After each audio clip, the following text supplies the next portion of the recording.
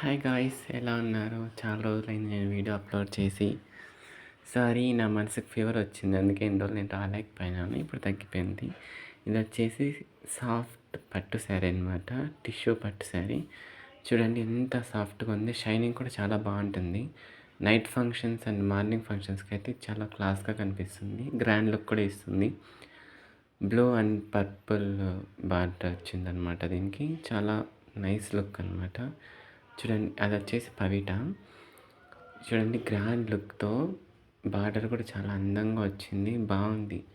Night wear ఫంక్షన్స్కి అయితే తల మెరిసిపోతారు అనమాట అంటారు ఈ శారీ కట్టుకుంటే.